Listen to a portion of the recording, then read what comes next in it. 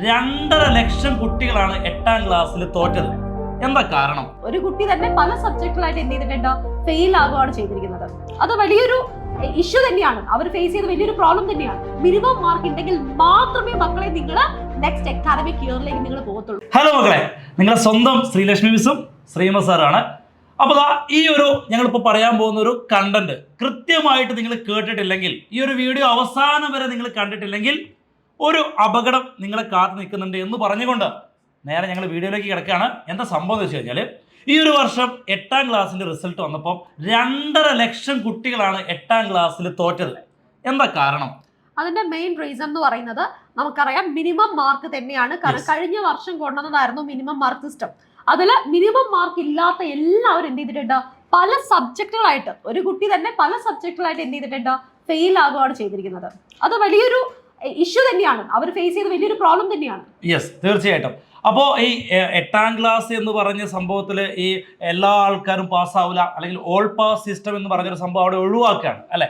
ഈ 9ാം ക്ലാസ്സിലും same issue ഉണ്ടോ? 9ാം ക്ലാസ്സിലെ എല്ലാ കുട്ടികളും, ഇനി പരീക്ഷ ചെയ്യുന്ന എല്ലാ കുട്ടികളും വിജയിക്കോ എന്ന് ചോദിച്ചു കഴിഞ്ഞാൽ എന്താണ് അതിനൊരു മറുപടി? എനിക്ക് തോന്നുന്നു പല മക്കളുടെ മനസ്സിലുള്ള ഏറ്റവും വലിയ സംശയവും അത് തന്നെയാണ്. സംഭവം ക്ലാസ് സ്റ്റാർട്ട് ചെയ്തിട്ടേ ഉള്ളൂ, എന്നാൽ പോലും അവർക്ക് അറിയേണ്ട ഏറ്റവും വലിയ കാര്യം അതാണ്. കഴിഞ്ഞ വർഷം 8ാം ക്ലാസ്സിന് എങ്ങനെയോ തട്ടിമുട്ടി പാസ്സായവരുണ്ട്, ഫെയിൽ ആയിട്ട് 2-3 വട്ടം എക്സാംസ് അറ്റൻഡ് ചെയ്തിട്ട് എങ്ങനെയോ 9th എത്തിയ ആളുകളുണ്ട്. സോ നിങ്ങൾ ശ്രദ്ധിക്കേണ്ടത്, ഇത്തവണ ഓൾ പാസ് സിസ്റ്റം ഇല്ല.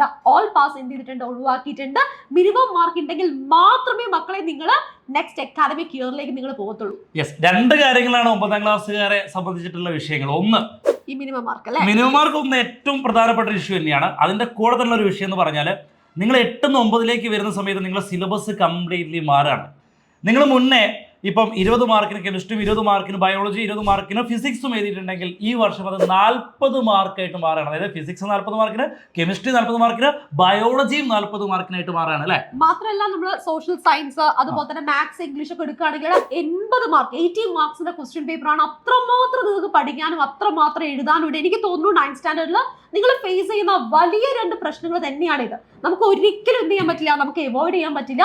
സിലബസിലെ മാറ്റം എന്ന് പറയുന്നത് ഇറ്റ് ഇസ് വെരി ഇമ്പോർട്ടന്റ്. കാരണം നിങ്ങൾ പഠിച്ച് പരീക്ഷ എഴുതിയാൽ മാത്രമേ നിങ്ങൾക്ക് എന്ത് ചെയ്യാൻ പറ്റുള്ളൂ, മിനിമം മാർക്ക് കിട്ടുകയുള്ളൂ, അടുത്ത വർഷത്തേക്ക് പാസ്സാവാൻ പറ്റുള്ളൂ. അപ്പൊ ഈ മിനിമം മാർക്ക് എന്ന് പറഞ്ഞാൽ ഇപ്പോഴും കൺഫ്യൂഷൻ ഉള്ള ആൾക്കാരുണ്ടാവും, എന്താണ് ഈ മിനിമം മാർക്ക്, എത്ര മാർക്ക് വേണം പാസ്സാവാൻ. എനിക്ക് തോന്നുന്നു പക്ഷേ ഓരോ സബ്ജക്റ്റിലും ഓരോ മാർക്ക് ആയതുകൊണ്ട് കുട്ടികൾക്ക് ഭയങ്കര കൺഫ്യൂഷൻ ആണ്. അത് കണ്ടുപിടിക്കാനും കൺഫ്യൂഷൻ ആണ്. സോ സാർ ഒന്ന് പറഞ്ഞു കൊടുക്കുകയാണെങ്കിൽ എനിക്ക് തോന്നുന്നു അവർക്ക് കുറച്ചും കൂടി നന്നായിട്ട് ഈ ഒരു അക്കാഡമിക് ഇയർ പഠിക്കാൻ പറ്റുമായിരിക്കും. സിമ്പിൾ ആയിട്ട് പറയുകയാണെങ്കിൽ മക്കളെ 40 മാർക്കിന്റെ പരീക്ഷ, അപ്പൊ ഫിസിക്സ്, കെമിസ്ട്രി, ബയോളജി ഒക്കെ 40 മാർക്കിന്റെ പരീക്ഷയാണല്ലോ. ഈ 40 മാർക്കിന്റെ പരീക്ഷയിൽ കൃത്യം അതിന്റെ 30% എന്ന് പറഞ്ഞാൽ 12 മാർക്ക് കിട്ടിയാൽ മാത്രമേ നിങ്ങൾ പാസ്സാവുള്ളൂ. ഇനി അതായത് ഈ 12 മാർക്ക് നിങ്ങൾ എഴുതി എടുക്കണം എന്നുള്ളതാണ് കേട്ടോ. ഇനി 80 മാർക്കിന്റെ പരീക്ഷയാണെങ്കിൽ 24 മാർക്ക് നിങ്ങൾ എഴുതി വാങ്ങണം, എന്നാൽ മാത്രമേ നിങ്ങൾ എന്ത് ചെയ്യാവുള്ളൂ, പാസ്സാവാൻ പോകുന്നുള്ളൂ എന്നാണ് നിങ്ങൾ മനസ്സിലാക്കേണ്ട കാര്യം. ഇല്ലെങ്കിൽ ഈ വർഷം നിങ്ങൾ എന്ത് ചെയ്യും, ഫെയിൽ ആവുക. കമ്പൽസറി നിങ്ങൾക്ക് മിനിമം മാർക്ക് എന്നുള്ളത് വളരെ ഇമ്പോർട്ടന്റ് ആയിട്ടുള്ള ക്രൈറ്റീരിയ ആണ്. നമുക്ക് നിസ്സാരമായിട്ട് കളയാൻ പറ്റില്ല. അവസാനം നേരത്തേക്ക് വെച്ച് കഴിഞ്ഞാൽ അത് വലിയൊരു ടാസ്ക് ആണ്. ചുരുക്കി പറയുകയാണെങ്കിൽ 9ാം ക്ലാസ്സിൽ നിന്ന് 10ാം ക്ലാസ്സിലേക്ക് എത്താനുള്ള ക്രൈറ്റീരിയ എന്താണെന്ന് ചോദിച്ചു കഴിഞ്ഞാൽ അത് മിനിമം മാർക്ക് മേടിക്കുക എന്നുള്ളതാണ്, സിലബസ് മനസ്സിലാക്കി പഠിക്കുക എന്നുള്ളതാണ്. അപ്പം ഇതിന് ഇവരെ നമുക്ക് ഏത് രീതിയിലാണ് സപ്പോർട്ട് ചെയ്യാൻ പറ്റുക? നമുക്ക് സത്യം പറഞ്ഞാൽ നമുക്ക് എല്ലാ രീതിയിലും അവർ സപ്പോർട്ട് ചെയ്യാൻ പറ്റും. കാരണം നമുക്ക് എക്സാം ഓറിയന്റഡ് ആയിട്ടും ടെക്സ്റ്റ് ബുക്ക് ഓറിയന്റഡ് ആയിട്ടും സിലബസ് ഓറിയന്റഡ് ആയിട്ടും ഒക്കെ നിങ്ങൾക്ക് എന്ത് ചെയ്യാൻ പറ്റുന്നുണ്ട്, നമുക്ക് പറഞ്ഞു തരാൻ പറ്റും. അതിന്റെ എല്ലാ അപ്ഡേഷൻസും നമ്മുടെ ചാനലിൽ നിങ്ങൾക്ക് അവൈലബിൾ ആണ് കേട്ടോ. യൂട്യൂബ് ചാനലാണെങ്കിൽ നിങ്ങൾക്ക് യൂസ് ചെയ്യാം. അതേപോലെ തന്നെ നമ്മുടെ ആപ്പ് പല ആളുകൾക്കും അറിയാറില്ല. അതായത് നമ്മളെ റേസ് ഏകണ്ട ആപ്പ് എന്ന് പറഞ്ഞു കഴിഞ്ഞാൽ നിങ്ങൾക്ക് എല്ലാ വിധത്തിലും നിങ്ങളെ സപ്പോർട്ട് ചെയ്യാൻ ആവശ്യമായിട്ടുള്ള എല്ലാ സാധനവും, എല്ലാ ഡാറ്റാസും അടങ്ങിയിട്ടുള്ള ഒരു ആപ്പ് കൂടി നിങ്ങൾക്ക് എന്താണ് അവൈലബിൾ ആണ്. ഇനി നമ്മളെ അഡ്മിഷൻ എടുക്കാൻ താല്പര്യമുള്ള എല്ലാ കുട്ടികൾക്കും താഴെ കാണുന്ന നമ്പറിൽ വിളിച്ചിട്ട് എന്ത് ചെയ്യാം, അഡ്മിഷൻ എടുക്കാം. അതിന്റെ കൂടെ തന്നെ യൂട്യൂബിൽ കാണുന്ന short video, content video, live ഒക്കെ നിങ്ങൾക്ക് ഫ്രീ ആയിട്ട് എന്ത് ചെയ്യാൻ പറ്റും, നിങ്ങൾക്ക് എല്ലാ ലേറ്റസ്റ്റ് അപ്ഡേറ്റ്സും നമ്മുടെ ചാനലിൽ അവൈലബിൾ ആണ്. മാക്സിമം നിങ്ങൾ യൂട്ടിലൈസ് ചെയ്യുക.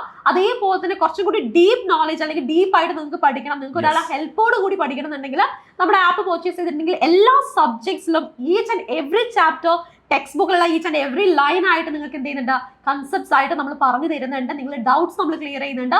സോ 9th സ്റ്റാൻഡേർഡിൽ ഞാൻ സത്യം പറയുകയാണെങ്കിൽ 8th-ലും 10th-ലും വെച്ച് കമ്പയർ ചെയ്യുമ്പോൾ ഒരുപാട് പഠിക്കാനുണ്ട്, ഒരുപാട് പഠിക്കാനുണ്ട്. സോ അത് നിങ്ങൾക്ക് പഠിക്കണമെങ്കിൽ ഒരാളുടെ സപ്പോർട്ട് തീർച്ചയായിട്ടും നിങ്ങൾക്ക് വേണം, എന്നാൽ മാത്രമേ 10th നിങ്ങൾക്ക് സെറ്റ് ആവൂ. പറയുകയാണെങ്കിൽ ഈ 9ാം ക്ലാസ്സിൽ പഠിക്കുന്ന അതേ സാധനമാണ് ശരിക്കും +1 പഠിക്കുന്നത്. 9ാം ക്ലാസ്സിൽ പഠിക്കുന്ന സെയിം ചാപ്റ്റേഴ്സ് ആണ് ശരിക്കും +1 അതായത് 8നും 10നും 9നും. ഈ 9 രണ്ടിനും നടുവില, പക്ഷെ 9 ഏറ്റവും ടഫ് ആയിട്ടുള്ള ഒരു സ്റ്റാൻഡേർഡ് എന്ന് പറഞ്ഞു കഴിഞ്ഞാൽ ഒരു സംശയമില്ല കാര്യത്തിൽ അല്ലേ. മാത്രമല്ല എനിക്ക് ഈ വർഷം 10ാം ക്ലാസ്സിലെ ടെക്സ്റ്റ് ബുക്ക് മാറിയ വിവരം നിങ്ങൾ അറിഞ്ഞിട്ടുണ്ടാവും. 9th കണ്ടിന്യൂഷൻ തന്നെയാണ് 10th-ലേക്കും വരുന്നത് കേട്ടോ. അപ്പൊ നമുക്ക് 9th it is very important. അത് നമ്മൾ സെറ്റ് ആക്കി പഠിച്ച് ക്ലിയർ ആക്കിയിട്ട് വേണം നമ്മൾ എന്ത് ചെയ്യാൻ, അടുത്ത വർഷത്തേക്ക് നമ്മൾ പോകാൻ. അപ്പോൾ നിങ്ങൾക്കിപ്പോൾ 9ാം ക്ലാസ്സിൽ എത്തിയതിന്റെ ഭാഗമായിട്ട് പല കൺസേൺ ഉണ്ടാവും അല്ലെ. 8 9ലേക്ക് എത്തിയതിന്റെ ഭാഗമായിട്ട് പല സംശയങ്ങളും നിങ്ങളുടെ മനസ്സിലുണ്ടാവും. നിങ്ങൾക്ക് എന്ത് സംശയം ഉണ്ടെങ്കിലും ഈ ഒരു വീഡിയോന്റെ അടിയിൽ നിങ്ങൾക്ക് എന്ത് ചെയ്യാം, കമന്റ് ചെയ്യാം. കൃത്യമായിട്ടുള്ള അതിനുള്ള മറുപടി ഞങ്ങൾ എന്ത് ചെയ്യും, തന്നിരിക്കും. ഓക്കെ, എഡ്യൂക്കേഷൻ റിലേറ്റഡ് ആയിട്ടും അതുപോലെ തന്നെ സപ്പോർട്ട് ആണെങ്കിലും ഇനി നിങ്ങൾക്ക് ബുദ്ധിമുട്ടുള്ള സബ്ജക്റ്റുകൾ ഏതാണെന്നുണ്ടെങ്കിൽ നിങ്ങൾക്ക് അതും എന്ത് ചെയ്യാം, താഴെ കമന്റ് ബോക്സിൽ കമന്റ് ചെയ്യാം. അതിനനുസരിച്ചുള്ള ക്ലാസ്സും അപ്ഡേറ്റ്സും ആയിരിക്കും നമ്മുടെ ചാനലിൽ അവൈലബിൾ ആയിട്ടുള്ളത് കേട്ടോ. അപ്പൊ എന്തായാലും ഇങ്ങനത്തെ ഏറ്റവും പുതിയ ഇൻഫർമേഷൻ നിങ്ങളിലേക്ക് എത്തിക്കുന്നത് നമ്മൾ റേസ് ഏകൻ ടീം തന്നെയാണ്. അപ്പൊ ഈ ഒരു ചാനൽ ഇതുവരെ ആരെങ്കിലും സബ്സ്ക്രൈബ് ചെയ്യാറുണ്ടെങ്കിൽ ഉടനെ തന്നെ എന്ത് ചെയ്യുക, സബ്സ്ക്രൈബ് ചെയ്ത് വെക്കുക.